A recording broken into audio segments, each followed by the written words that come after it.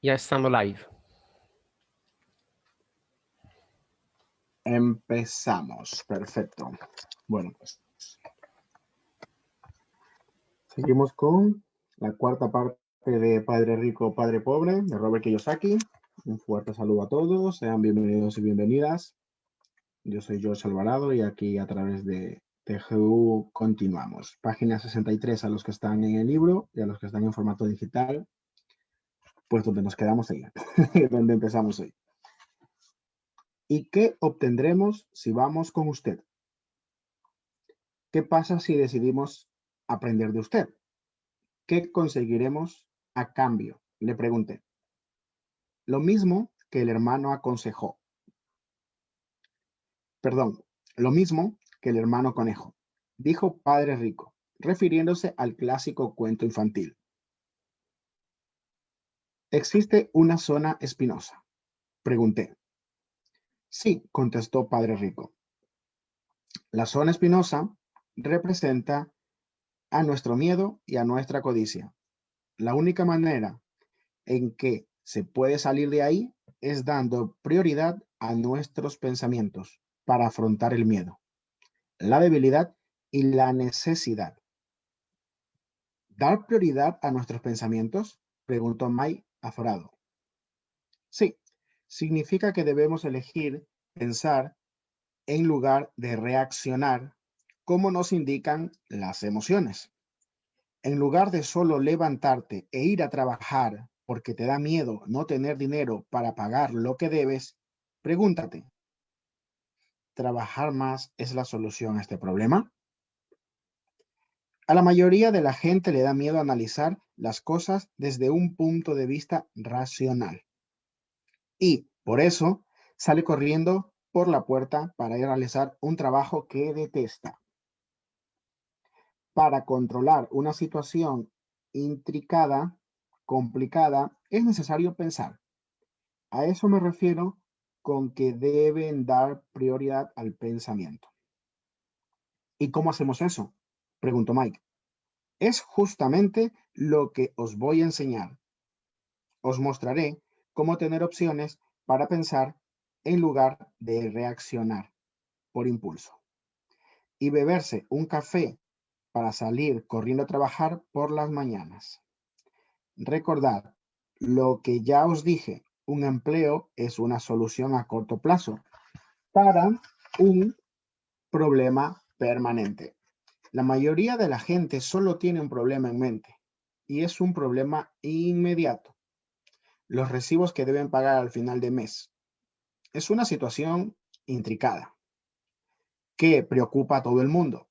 El dinero controla la vida de la gente, o mejor dicho, el miedo y la ignorancia con respecto al dinero lo hace. Por eso todos imitan a sus padres, se levantan a diario y van a trabajar a cambio de dinero, pero nunca se paran a preguntarse, ¿existe otra manera? Lo que controla su forma de pensar son sus emociones, no el cerebro. ¿Y tú puedes diferenciar el pensamiento de las emociones de la cabeza? Preguntó Mike. Oh, sí, es algo que escucho todo el tiempo, dijo Padre Rico. Escucho a las personas decir cosas como, bueno, todo el mundo tiene que trabajar. Cosas como, los ricos son unos estafadores. Otras como, voy a conseguir otro empleo porque merezco un aumento. Nadie tiene derecho a mangonearme. Me agrada este empleo porque es seguro. Pero nadie pregunta, ¿habrá algo que no estoy viendo? Esa pregunta bastaría para romper con el pensamiento emocional. Conseguir el tiempo para pensar con la razón y tener claridad. Mientras nos dirigíamos de vuelta a la tienda, Padre Rico nos explicó que los ricos en realidad inventan el dinero, lo crean. Nos dijo que no trabajan para él ni para conseguirlo. Continuó explicando que cuando Mike y yo fabricábamos monedas de 5 centavos con plomo y creíamos que estábamos haciendo dinero, Estuvimos muy cerca de pensar de la forma en la que lo hace la gente que tiene dinero. El problema es que fabricar dinero es legal para el gobierno, pero no para nosotros. No obstante, Padre Rico nos dijo que existen maneras legales de crearlo. Continuó explicando que los ricos saben que el dinero es un engaño, algo así como la zanahoria para el burro, debido al miedo y a la avaricia, y a que miles de millones de personas creen el dinero, se vuelve real. Este engaño prevalece, pero el dinero no es real, es algo inventado. Este castillo de naipes continúa existiendo debido a la ilusión de confianza en que sí mismo genera y a la ignorancia de las masas. Por eso se sostiene. Padre Rico habló del patrón oro al que Estados Unidos se apegaba. Bajo ese patrón, cada billete de dólar era en realidad un certificado de oro. Lo que preocupaba era el rumor de que algún día nos separaríamos del patrón oro y nuestros dólares ya no estarían respaldados por algo tangible. Si eso llegara a suceder, muchachos, se desataría el infierno. La vida de los pobres de clase media y de los ignorantes quedaría arruinada por completo, ya que se seguirían creyendo que el dinero es real y que el gobierno o la empresa para la que trabajan cuidará de ellos. La verdad es que aquel día no entendimos qué quería decir, pero todo cobró más y más sentido con el paso de los años. Ver lo que otros no ven. Cuando Padre Rico abordó su camioneta fuera del pequeño supermercado, dijo: continuad trabajando, chicos, pero cuanto antes os olvidéis de que necesitáis una nómina, un sueldo, una paga, más sencilla será vuestra vida adulta. Seguid usando vuestro cerebro y trabajando gratis. Y dentro de muy poco tiempo, la mente os mostrará formas de hacer dinero que van mucho más allá de lo que yo jamás habría podido pagaros. Veréis cosas que los demás no ven porque siempre están en busca de dinero y seguridad, y por esa razón, eso es lo único que obtienen. En cuanto detectéis la primera oportunidad, la seguiréis viendo el resto de vuestra vida. Aprended esto y podréis eludir una de las mayores trampas de la vida. Mike y yo recogimos nuestras cosas y nos despedimos de lejos de la señora Martin. Volvimos al parque, a la misma mesa de picnic, y pasamos varias horas más reflexionando y hablando. Y continuamos haciendo lo mismo semana tras semana, después del colegio. Durante 2 semanas más, seguimos reflexionando, conversando y trabajando a cambio de nada. Al final del segundo sábado, me encontraba una vez más despidiéndome de la señora Martin y completando con anhelo el exhibidor de tebeos. Lo terrible de no recibir ni siquiera 30 centavos cada sábado era que no tenía dinero para comprar tebeos, revistas. De pronto, cuando la señora Martin se despedía a lo lejos de nosotros, la vi hacer algo inusitado, insólito para mí. Cortó la mitad de la portada de un tebeo, guardó la parte superior y tiró el resto a una caja de cartón. Cuando le pregunté qué estaba haciendo con los tebeos, me dijo: los tiro. La parte superior de la portada se la entrego al distribuidor como crédito cuando traiga los nuevos. Llegará en 1 hora. Mike y yo esperamos 1 hora y el distribuidor llegó y pregunté si nos podíamos quedar con los tebeos. Para mi sorpresa contestó: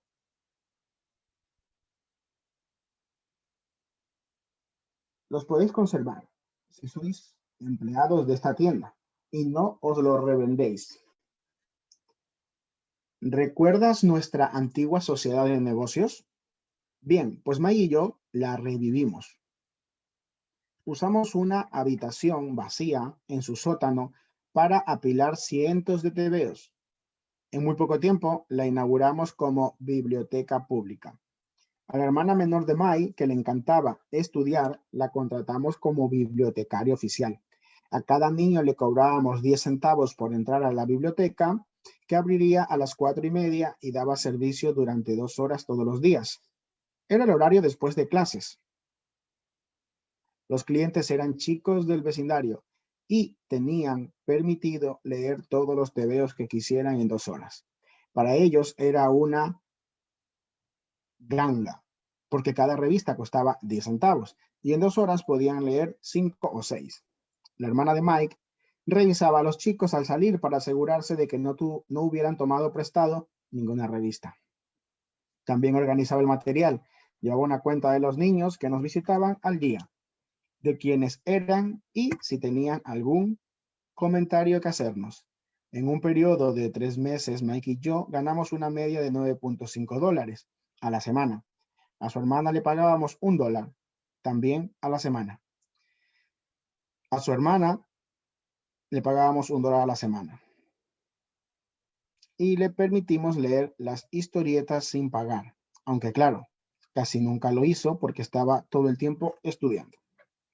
Mike y yo nos mantuvimos fieles al acuerdo que habíamos hecho. Trabajamos en la tienda todos los días. Asimismo, comenzamos a recoger los tebeos de las distintas sucursales.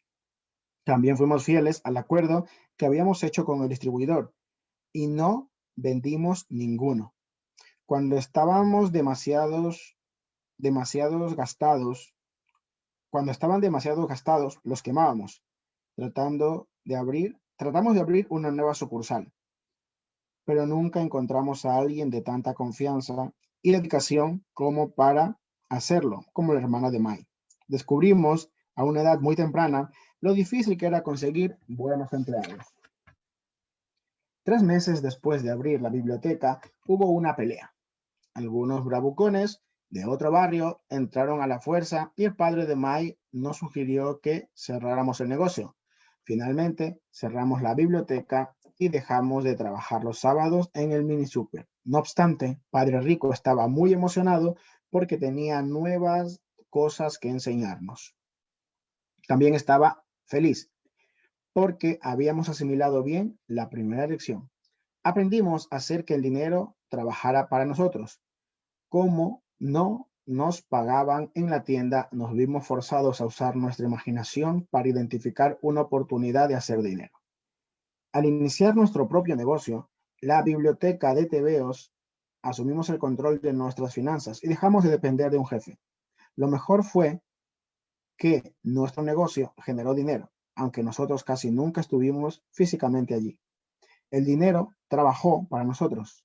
En lugar de pagarnos con dinero, Padre Rico empezó a darnos muchas otras cosas. Capítulo 2. ¿Por qué enseñar educación financiera? No se trata de cuánto dinero ganas, se trata de cuánto dinero guardas. En 1990, Mike se hizo cargo del imperio de su padre. Y de hecho, puedo decir que está haciendo mejor trabajo que su antecesor. Nos vemos 1 o 2 veces al año para jugar al golf. Él y su esposa tienen más dinero de lo que uno podría imaginar. El imperio de mi padre rico está en las mejores manos, las de Mike. Y Mike, a su vez, está preparando a su hijo para que herede su lugar de la misma forma en la que su padre nos preparó a nosotros. En 1994, a la edad de 47, me retiré. Kim, mi esposa, tenía 37 cuando lo hizo. El retiro no significó dejar de trabajar, sino ser capaces de bloquear cambios catastróficos no previstos. Lograr que nuestra fortuna crezca de forma automática y que siempre esté un paso por delante de la inflación. Nuestros activos son suficientemente grandes como para seguir creciendo por sí mismos. Es como plantar un árbol, lo riegas durante años y luego de un buen día ya no necesitas. Sus raíces están bien arraigadas y ahora el árbol puede dar sombra para que lo disfrutes, a la par que frutos. Mike eligió dirigir el imperio y yo retirarme. Cada vez que hablo sobre dinero con diferentes grupos, suelen pedirme recomendaciones. ¿Cómo empiezo? ¿Qué libro me sugiere? ¿Qué debo hacer para preparar a mis hijos? ¿Cuál es el secreto para obtener éxito? ¿Cómo puedo generar millones? Y cada vez que escucho estas preguntas, recuerdo la siguiente historia. Los hombres de negocios ricos. En 1923, un grupo selecto, formado por los líderes mejor situados y los hombres de negocios más ricos del país, se reunieron en el Hotel Edgar Waite Beach, en Chicago. Entre los asistentes se encontraban Charles Schwab, director de la compañía de acero más grande del país, Samuel Insull, presidente de empresas de servicios urbanos más grandes del mundo, Howard Hobson, director de la compañía de gas más importante, y Bart Krueger, presidente de la International Match Company, una de las mayores empresas del mundo en aquel entonces. Leon Fraser, presidente del Banco de Acuerdos Internacionales, Arthur Coughton y Jesse Livermore, los dos más grandes especuladores bursátiles, y Albert Fall, miembro del gabinete del presidente Harding. 25 años después, 9 de esos titanes terminaron su vida de la siguiente manera. Schwab murió sin un centavo tras vivir 5 años con dinero prestado. Insull murió en bancarrota, en el extranjero, por cierto. Krueger y Coughton también estaban en quiebra cuando murieron. Hobson se volvió loco. Whitney y Albert Fall acabaron de salir de prisión. Fraser y Livermore se suicidaron. Dudo mucho que alguien pueda explicar qué les sucedió a estos hombres en realidad. Si observas la fecha 1929, notarás que esto pasó antes del colapso de la bolsa de 1929 y de la Gran Depresión. Hechos que, sospechoso, tuvieron gran impacto en estos hombres y en sus vidas. Lo importante es que actualmente vivimos cambios, muchos cambios, cada vez más notables y más rápidos que lo que experimentaron ellos. En mi opinión, y en los próximos años habrá muchos colapsos, muchos estallidos que imitarán las subidas y las bajadas de estos hombres, las que ellos afrontaron en sus tiempos. De momento, me preocupa que haya tanta gente concentrada en el dinero en lugar de su educación. Si la gente está preparada para ser flexible, para mantener la mente abierta y para aprender, le será más fácil hacerse cada vez más rica, a pesar de la rudeza de los cambios. Pero si cree que el dinero resolverá sus problemas, se enfrentará a muchas dificultades. La inteligencia resuelve los problemas y produce dinero, pero el dinero sin inteligencia financiera es dinero que desaparece pronto. Vamos a subrayar esta frase que es interesante.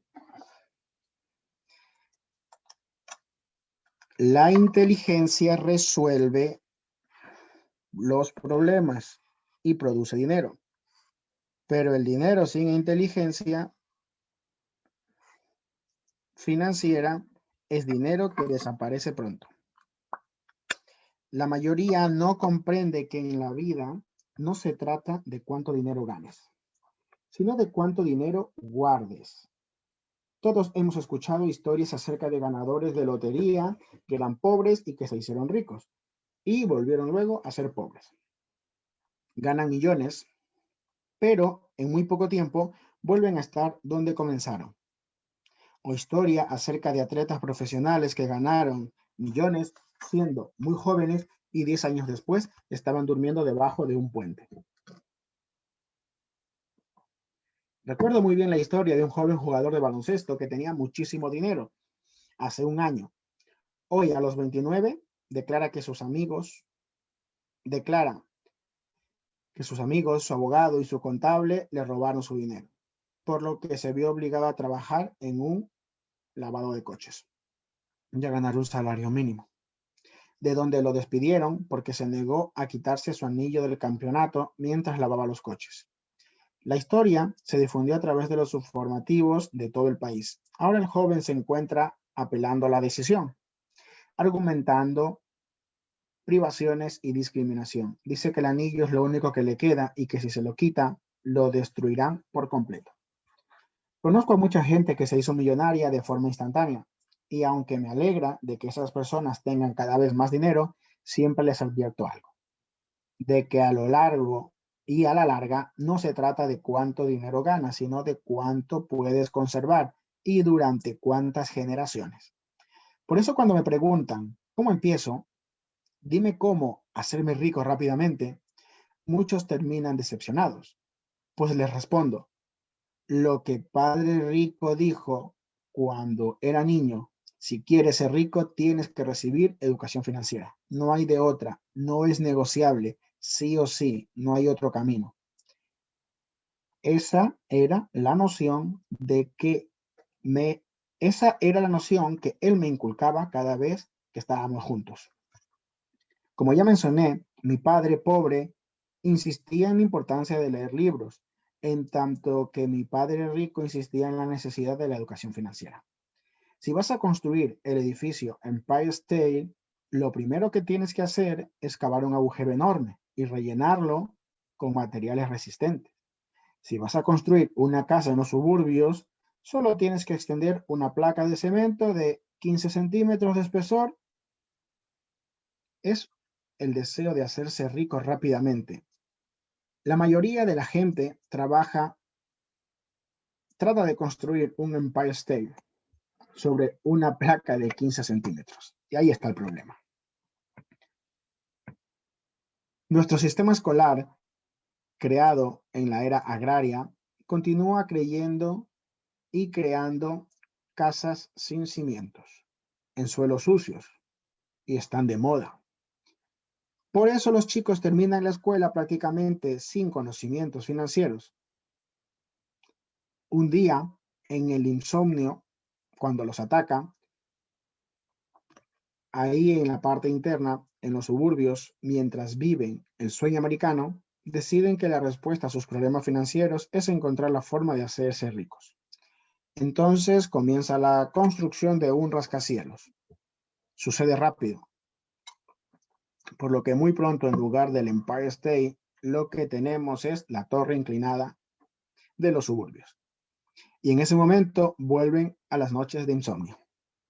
Cuando Mike y yo llegamos a una edad adulta, pudimos elegir lo que deseábamos, porque cuando éramos niños nos enseñaron a construir cimientos financieros sólidos.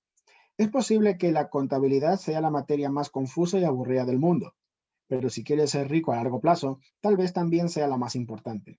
El reto de Padre Rico era cómo enseñarle a dos niños una materia aburrida y confusa. La respuesta fue hacerla sencilla y enseñarla por medio de imágenes. Los ricos adquieren activos, los pobres y la clase media adquieren pasivos, que ellos creen que son activos. Mi padre rico virtió una capa de sólidos cimientos financieros para Mike y para mí, y como éramos niños, diseñó una manera sencilla de enseñarnos. Durante muchos años se dedicó a hacernos dibujos y utilizó pocas palabras. Mike y yo entendimos las imágenes, la jerga de las finanzas y el movimiento de dinero. Más adelante, Padre Rico añadió los números actualmente. Mike puede realizar análisis contables mucho más complejos y sofisticados porque tienen que dirigir su imperio. Mi imperio es más pequeño y por eso no soy tan sofisticado. Sin embargo, ambos procedemos de los mismos cimientos. En las siguientes páginas te ofreceré una muestra de estos sencillos dibujos que diseñó el padre de Mike para nosotros. Aunque muy simples, estas imágenes sirvieron para guiar a dos niños en la construcción de grandes cantidades de riqueza a partir de esos cimientos sólidos y profundos. Regla 1. Debes conocer la diferencia entre un activo y un pasivo y adquirir activos. Esto es lo único que necesitas saber si quieres ser rico. Es la regla número 1 y podríamos casi que decir la única. La mayoría de las personas no tienen idea de lo profunda e importante que puede llegar a ser para sus vidas. A pesar de lo absurdamente sencilla que suena, casi todo el mundo tiene problemas económicos porque no sabe cuál es la diferencia entre un activo y un pasivo. La gente rica adquiere activos. Los pobres y la clase media adquieren pasivos. Y ellos creen que son activos. Solía decir mi padre rico. Cuando Padre Rico nos explicó esto a May y a mí, pensamos que bromeaba. Ahí estábamos los dos, casi a punto de ser adolescentes y todavía esperando el secreto para hacernos ricos. Y esa fue la respuesta. Era tan sencilla que hicimos una larga pausa para reflexionar. ¿Qué es un activo?, preguntó Mike. No te preocupes ahora por eso, dijo Padre Rico. Solo permítete asimilar la idea. Si puedes entender su simplicidad, habrá un plan en tu vida. Y esta será más sencilla en el aspecto financiero. Es tan simple que por eso mucha gente no entiende esta noción y la obvia. ¿Quiere decir que lo único que necesitamos saber es que son activos y adquirirlos? ¿Y entonces seremos ricos?, pregunté. Padre Rico asintió con la cabeza. Es así de simple. Si es tan simple, ¿por qué no es rico todo el mundo?, cuestioné. Padre Rico sonrió. Porque la gente no sabe la diferencia entre un activo y un pasivo. Recuerdo que también le pregunté, ¿por qué están tan confundidos los adultos? Si es así de sencillo, si es tan importante, ¿por qué no están tan interesados en averiguarlo? ¿Y por qué no lo averigua todo el mundo? Padre Rico solo tardó unos minutos en explicarnos qué eran los pasivos y los activos. Ahora que soy adulto, me resulta difícil explicar el concepto a otros adultos. La sencillez de la idea se le escapa a muchos porque fueron educados de la manera distinta. La gente recibió su educación de otros profesionales que estudiaron como banqueros, auditores, agentes inmobiliarios, asesores financieros, entre otros. La dificultad radica en pedirles a otros adultos que olviden lo que saben o que vuelvan a ser niños. A menudo un adulto inteligente siente que es vergonzoso prestar atención a definiciones tan sencillas. Padre Rico creía que el principio de mantener las cosas simples usaba las siglas KISS, de beso en inglés, y significaba Keep it simply stupid o Keep it super simply, haz que resulte fácil y estúpido. Y por eso procuró que los conceptos fueran fáciles de entender para nosotros. Eso fue lo que hizo que nuestros cimientos financieros fueran tan sólidos como los de el Empire State. Pero entonces, ¿qué provoca la confusión? ¿Cómo puede la gente tergiversar algo tan transparente? ¿Por qué alguien compraría un activo que en realidad es un pasivo? La respuesta está en la educación básica. Y es que siempre nos centramos en la palabra educación y no en el término educación financiera. Lo que define si algo es un activo o un pasivo no son solo las palabras. De hecho, si en verdad deseas confundirte, busca las palabras activo y pasivo en el diccionario. Sé que la definición podrá sonar adecuada a una app contable, pero para las personas de a pie no tiene lógica. El problema es que nosotros, los adultos, somos demasiados arrogantes para admitir que algo no tiene sentido.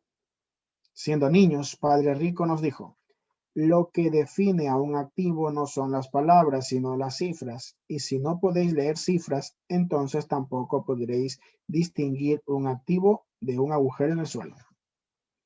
Un activo pone dinero en mi bolsillo, un pasivo saca dinero de él.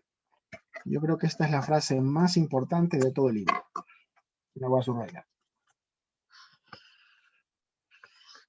El resumen de un libro de 265 páginas. Un activo pone dinero en tu bolsillo, un pasivo saca dinero de él. En la contabilidad, decía Padre Rico, lo importante no son los números, sino lo que estos te dicen. Es como las palabras. Las palabras por sí solas no son relevantes. Lo que importa es la historia que te cuentan. Si quieres ser rico, tienes que saber leer y entender los números. Eso fue algo que Padre Rico nos repitió miles de veces. También insistió mucho en que los ricos adquieren activos y los pobres y la clase media adquieren pasivos. Ahora explicaré la diferencia entre activo y pasivo. La mayoría de los contables y profesionales de las finanzas discrepan de estas definiciones. Sin embargo, debo insistir en que estos sencillos dibujos fueron el principio de los sólidos cimientos financieros que recibimos Mike y yo. Este es el patrón del flujo del efectivo de un activo. Pone un cuadro en el que representa estado financiero, ingresos y gastos. Y abajo otro que pone balance general, activo y pasivo. Y aquí conecta el activo con el ingreso. Ahora lo adjuntaremos con una foto en el grupo. La parte superior del diagrama es un estado financiero, al que a menudo también se denomina estado de pérdidas y ganancias, en el que miden el ingreso y el gasto, el dinero que entra y el dinero que sale. La parte inferior del diagrama corresponde a un balance general. Se le llama así porque compara los activos y los pasivos. Muchas personas inexpertas en finanzas no conocen la relación que existe entre el estado financiero y el balance general, pero es fundamental entenderla. Como dije antes, cuando éramos niños, Padre Rico solo nos explicó que los activos ponen dinero en el bolsillo. Fue concreto, sencillo y práctico. En este patrón del flujo de efectivo de un pasivo, estado financiero, el mismo cuadro que antes, ingreso y gasto, y el balance general, activo y pasivo. Solo que aquí conecta en el flujo del pasivo el gasto con el pasivo. Una vez definidos los activos y los pasivos a través de estas imágenes, quizás sea más sencillo entender mis definiciones en palabras. Un activo es algo que pone dinero en tu bolsillo. Un pasivo es algo que saca dinero de él. Básicamente, así en resumen. Eso es todo lo que usted necesita saber. Si quiere ser rico, necesita pasarse la vida comprando activos. Si quiere ser pobre o pertenecer a la clase media, pasarse la vida comprando pasivos. Los problemas económicos surgen debido a que la gente no cuenta con educación, ni en lo que se refiere al lenguaje ni a los números.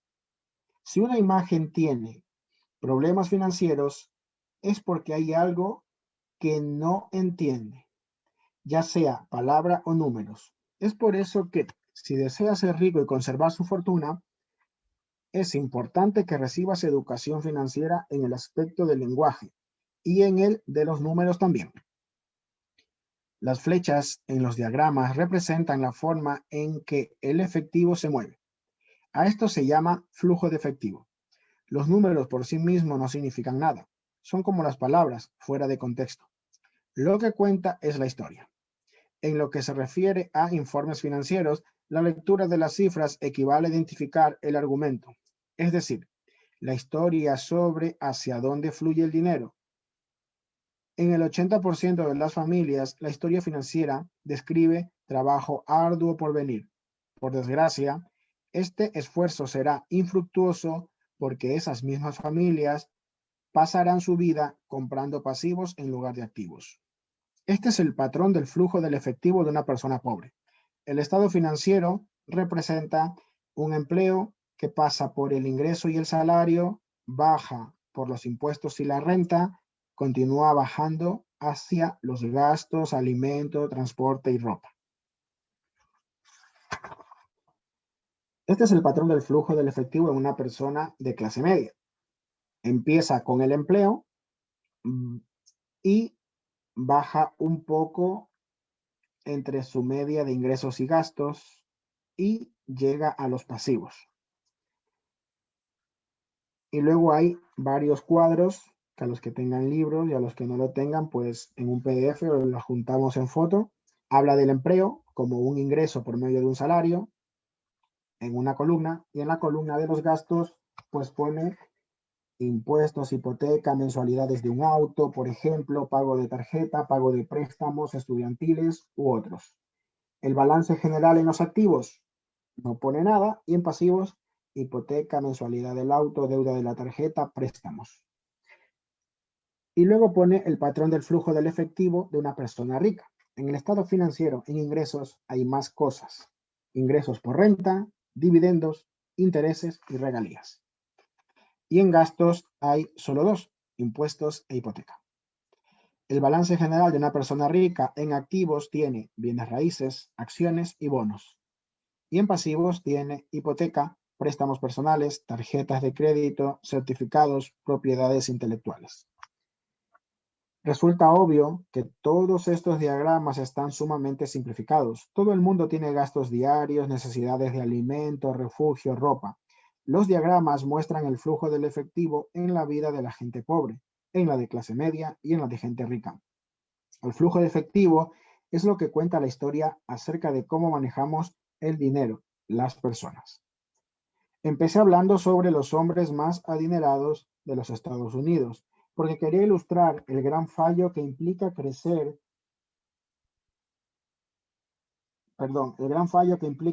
que el dinero puede resolver cualquier problema. No es verdad, porque por eso me siento incómodo cada vez que la gente me pregunta cómo empezar o cómo puede hacerse rica rápidamente. Con frecuencia escucho cosas como, estoy endeudado, por eso tengo que ganar más dinero. Sin embargo, contar con más dinero no resolverá el problema. De hecho, puede incluso hacerlo más grande y más complejo.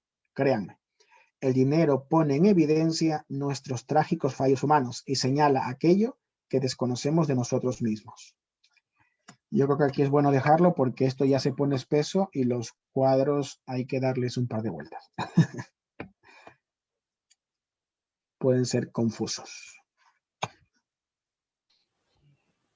Creo que sí, Giorgio, lo dejamos aquí para empezar, para volver el lunes con el flujo de efectivo. Cuenta la historia de cómo las personas manejan su dinero. Así que lo dejamos aquí en la página Los que no 82. tienen el libro, les podemos adjuntar la foto porque es interesante ver los cuadros y Sí, darles una vuelta porque pueden ser confusos.